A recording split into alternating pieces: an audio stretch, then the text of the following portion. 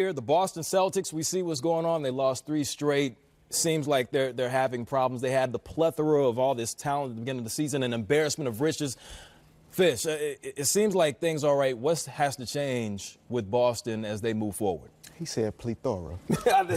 You write these down. I'm gonna start writing. Using these SAT words. Keep the list now. Oh man, no, I think the Celtics, man, almost an embarrassment of riches in terms of the talent, the versatility, all these guys at various positions that can do so many things, and they've had a hard time finding room for everybody to really feel like this is a place for me. I can fit in here and reach my fullest potential.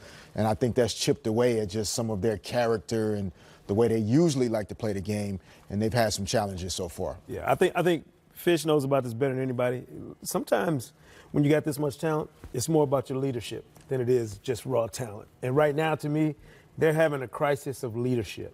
They're not sure if the guy doing all the talking is really the leader in that locker room. And to me, that's what they got to find out between now and really the trade deadline and right after the All-Star break if they want to get on the right kind of vibe going into the stretch run of the season. Definitely had some leadership issues over the last couple of games, over the last 3, in fact. It's been a major problem when you look at it. You go to Miami. We all know what happens in South Beach, but D-Wade put on a show. He had 19 points. They knock out the Boston Celtics, some problems on the sideline as well. And then you go down to Orlando, some confusion perhaps on the play that was drawn on the timeout. Kyrie took some issue, came immediately and approached his teammate, had something to say. And, of course, against Brooklyn, Kyrie doesn't play. Boston can't get it done on the road. Things just aren't going as planned in Boston. Take a look at the numbers, looking at over the last 3 games. A little over 100 points. The 3-point percentage is down. Rebound differential is not good at all. Jeff Van Gundy was on 10 Before Tip speaking about the Celtics and their latest woes. Raptors Celtics tonight, first game of the ESPN doubleheader at 8 Eastern. Jeff Van Gundy on the call and kind enough to join us tonight. And we've got questions for Jeff Van Gundy. Coach, of all the things we've discussed during this roller coaster start for Boston this season, as you prepared for this game, can you put your finger on what the Celtics' biggest issue is that you'd be concerned about during the stretch run of the season? Well, I think this is typical of teams that lose in the conference finals. You watch both Houston and Boston get off to slow starts. I think you have this hangover, subconscious hangover. So I think that contributed to the slower start. And then I think, when you have so much depth, I think that can get in the way of performance. So as they've had these minor injuries, I think it's actually helped them play better. I mean, they were 15-5 over the stretch of 20 after they started 10-10. But and Brad Stevens bugging me as I'm trying to do an interview. Oh, you offered me a chocolate chip cookie. Let me have that thing. Thank you very much. Anyway, so I think they had, they had those ups and downs early. They got it together, 15-5. But then, the losing streak on the last, on the last road trip, was troubling, I'm sure, for them. And I think they'll bounce back in a big way tonight. How much do you sense that Kyrie Irving is not only trying to prove, as he has, he can be clutch in the biggest moments on the biggest stage, but that he also can lead a team? See, I didn't take his comments after the game as leadership. I think he couched it with what the team has to do different, experience, this and that. And I think really what he wanted to say was, please give me the ball at the end of games. I want to finish it off, right? Because I'm the best player. But Jason Tatum, I would hope, would have the same mentality that, hey, Gordon Hayward, that was a good decision. Throw me the ball. I can get us a bucket down late, too. So I don't think necessarily Irving was trying to show leadership. I think he was trying to win the game. He was frustrated the ball didn't come his way. Coach, last one for you on the Raptors. Kawhi Leonard says he would like to play tonight and tomorrow, which would mark the first time all season he's played in a back-to-back. Would that be a significant step for you in your mind if he indeed is able to play in these back-to-backs? No, I'm the wrong guy to ask about all this back-to-back and rest, and I don't get it. I think if you're a player and you're healthy, you should play in the games. I think it would be great for his team. But you know what's interesting? He's their best player, but I'm not so sure Kyle Lowry isn't their most important player. They have actually been very, very successful when Leonard hasn't played. And so I think it's imperative that Leonard keep playing at this high level that he's played at all year, but Kyle Lowry when they head to the playoffs, I'm not sure he's not their most important player. We had questions. Now we've got the answers. Jeff Van Gundy, good luck on the broadcast tonight. And I got my chocolate chip cookie from Brad. Gotta love Jeff Van Gundy. Cheat day underway, getting the cookie.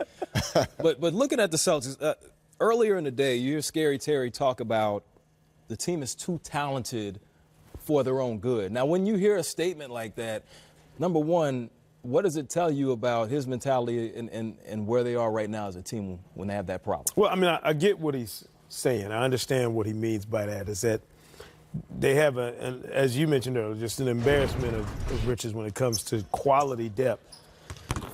But I hope what he's saying is they're too talented to be performing like this, that they have too much talent to be as uneven as they've been. And again, I don't know, maybe we are not giving enough credence to the fact that injuries to key people like Al Horford, Aaron Baines, and some other guys has led to an inability to find a consistent rhythm throughout the course of this season. But if you're telling me that you got too much raw talent, then apparently you have not watched the NBA Finals the last few years. Raw talent and the cohesion of that talent is what's won the Golden State Warriors 3 championships in the last 4 years. So there can be no situation in my eyes where you have too much talent. You just better know how to use it and how to channel it. Yes, and I think that that's what he was implying. Obviously, we're speculating. Terry can answer best. But I think he was implying that we're too talented for our own good along the lines of we are not handling that responsibility the right way. It's too much for us. We're not doing what we're supposed to do with this talent. And so sometimes when you add that for your own good, unfortunately, you sometimes have to learn the hard way. And so you've seen the Celtics struggle with the injuries, of course, but you've seen them struggle. They've had some tough nights. They've had some minor fracturing in the locker room from a leadership standpoint, I would say, but it's not too late. They're still sitting at the 5th spot in the Eastern Conference. And when you start to think about getting healthy, sometimes these adverse situations can force a group to come closer together, and they have that opportunity. When you talk about bringing a group closer together, it seemed like the situation with Kyrie the other day. It seems like what he knows from Cleveland, watching LeBron and how LeBron chose the lead, it seems that that's rubbed off. It seems like there's a direct parallel between what we saw when he was in Cleveland and what he's showing right now in Boston. Talk about the leadership or lack thereof coming from Kyrie. Well, I think he's admitted to not fully understanding how to play the role that he is attempting to assume right now. Being the franchise guy, the fourth quarter guy, the ball's going to go through him, the wins and losses are going to be on his shoulders. He hasn't been in this position before, on top of the fact that he's had some injuries and he's been in and out of the lineup. So he's still exploring, which is why he sought the trade in the first place. He's still exploring how to become the best version of himself. At the same time, you have a roster full of guys that are really capable that are also going through that process. And so Boston has some interesting things to manage. Brad Stevens' job isn't easy. Danny Ainge's job isn't easy. But I'd rather have the problems they have than not. Well, before we just real quickly, is this a situation where there's a move that needs to be made when you have all this talent, the development of the players? It seems like their young players hasn't been as good as they maybe had wanted to this season. I think that's the logical next step in the minds of most folks like us. Luckily, Danny Ainge is an old hand at this. There will be no panic in Boston. Certainly not at the management level. I don't know what you could put in front of Danny Ainge short of a unibrowed big man from New Orleans that would even make him consider making a change with some of this young talent. You got to remember, Jason Tatum is in his 2nd season. Jaylen Brown is just scratching the surface of his NBA career. These guys are young. There should be bumps in the road. If they thought last year's magic carpet ride to the conference finals was going to be an every-year occurrence without any bumps, then they clearly would have been delusional. This is a league where you earn your keep. They're going to have to earn it. They're going to have to go through the struggles, the adversity, whatever it is, but stick together through that. And I think Danny Ainge certainly understands that. Brad Stevens surely understands it. And that roster is going to learn that lesson the hard way, maybe. And real quickly, Ro, when you have guys of character, you can ride that out.